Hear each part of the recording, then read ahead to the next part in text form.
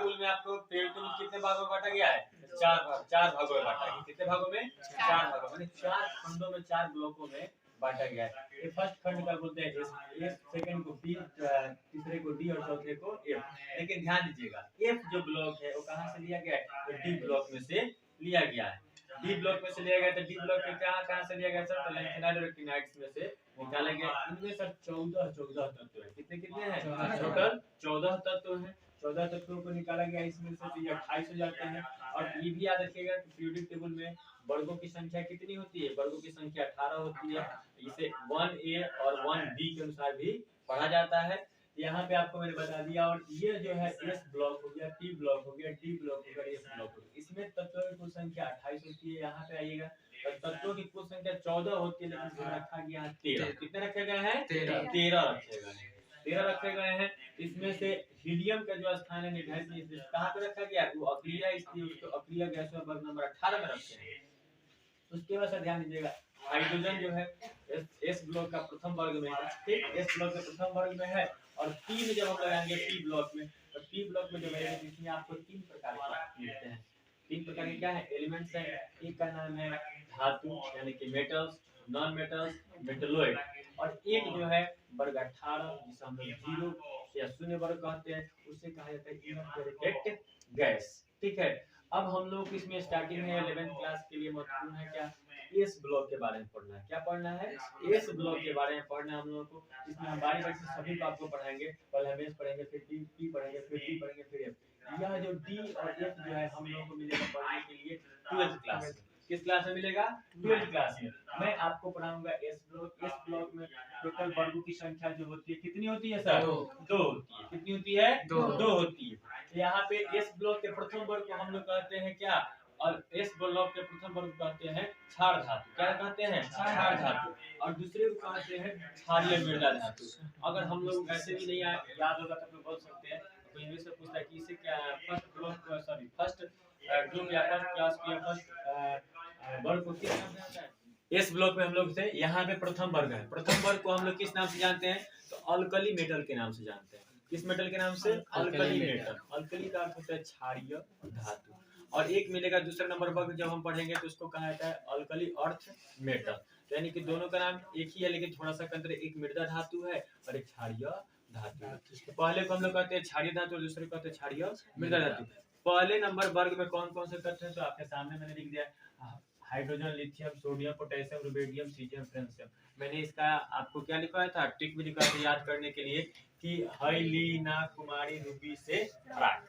मैंने आपको लिखा था कि हाइलीना कुमारी रूबी से फराक, यानी कि हाइड्रोजन हो जाएगा। हाई का अर्थ यानी कि हाइड्रोजन हो गया, ली का अर्थ हो गया लिथियम, ना का अर्थ हो गया सोडियम, कुमारी का अर्थ हो गया पोटेशियम, रूबी का अर्थ हो गया रुबिडियम, से लेना है यानी कि सीजियम, और फ्रा का अर्थ हो गया क्या? फ्रांसियम। ये आपके सामने हो गई। अब आपको इसमें जानकारी क्या चाहिए? इसका सर किस प्रकार से हम जानेंगे कि यह किस ग्रुप का है, किस वर्ग का है और किस ब्लॉक का है। ब्लॉक की जानकारी के लिए तो सबसे पहले इलेक्ट्रॉनिक विन्यास भी लिखना जरूरी है। इसका इलेक्ट्रॉनिक विन्यास जानना जरूरी है। इलेक्ट्रॉनिक विन्यास का फॉर्मूला होता है। इसमें क्या फॉर्मूला होता है सर? तो फर्स्ट के लिए इलेक्ट्रॉनिक विन्यास का फॉर्मूला जो होता है सर, इसको हम लोग लिखते हैं NS1। क्या लिखते हैं? NS1। NS1 का अर्थ यानी कि यहाँ पे जो आपको N दिखाई दे रहा है इसे कहते हैं नंबर ऑफ पीरियड्स, यानी कि आवर्त की संख्या। क्या कहते हैं? आवर्त की संख्या। यहाँ पे हो गया आवर्त की संख्या। तो यानी कि हम लिखेंगे NS1। ये फॉर्मूला हमेशा याद रखिएगा। यह जो फॉर्मूला आपको दिख रहा है, यह किसी भी इलेक्ट्रॉनिक विन्यास के जब इस ब्लॉक का लिखिएगा प्रथम वर्ग के बारे में, तो उसमें आपको ये अंत में हमेशा यही चीज आएगा। समझने के लिए मैं आपके सामने यहाँ पे लिख रहा हूँ, हाइड्रोजन का एटॉमिक नंबर कितना होता है? 1 होता है। फॉर्मूला हमारे सामने है, तो लिखेंगे 1s1। क्या लिखे सर? 1s1। तो देखिए सर, यहाँ पे आपको 1 दिखाई दे रहा है और यहाँ पे सर क्या है सर? नंबर, यानी कि N है। तो नंबर ऑफ पीरियड, आवर्त नंबर कितने में है? पहले नंबर आवर्त में है। किस आवर्त में है? फर्स्ट आवर्त में आपको यहाँ पे दिख रहा है। ये जो चीज आपको दिख रहा है 1, ये पहले आवर्त का तत्व, इसलिए क्या लिखा गया? 1s1। यानी कि और S किसको दर्शा रहा है? किस ब्लॉक का तत्व है सर? एस ब्लॉक का तत्व है। किस ब्लॉक का तत्व है? एस ब्लॉक का तत्व है। आपको दिखाई दे दिया। और एटॉमिक नंबर कितना है इसका? 1 है। यहाँ पर आपको कितना दिखाई दे दिया? 1 दिखाई दे दिया। ध्यान देंगे सेम इसी कंडीशन में आप क्वेश्चन उठा सकते हैं। तो सर ठीक है, ये चीज आपने बता दिया। लिथियम के बारे में बताइए। तो देखिए सर, लिथियम है यहाँ पे, लिथियम का कितना होता है एटॉमिक नंबर 3 होता है।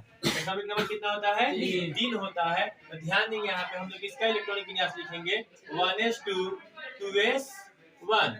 क्या लिखे 1s2 2s1, यानी कहने का अर्थ हुआ ये 1 नंबर आवर्त का है और ये कितने नंबर आवर्त में है 2 नंबर आवर्त। आपको लास्ट में क्या आ रहा है 2s1। The number of period, यानी कि आवर्त की संख्या कितनी है अंत में 2। पता चल गया कब तो किस आवर्त का है दूसरे नंबर आवर्त का है। अब काउंट करके दिखना है, ऊपर वाले इलेक्ट्रॉन्स को हम लोग काउंट करेंगे।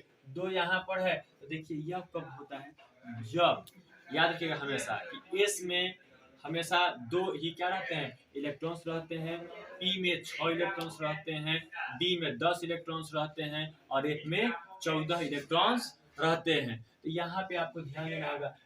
कभी भी बहुत सारे लड़के क्या करते हैं, पढ़ने आते हैं, पूछा जाता है कि हाँ जी हाइड्रोजन का एटॉमिक नंबर क्या है, इलेक्ट्रॉनिक कॉन्फ़िगरेशन क्या होता है, तो बोलते हैं 1s1। तो ये हो गया हीलियम का क्या होगा 1s2, लिथियम का क्या होगा तो 1s3।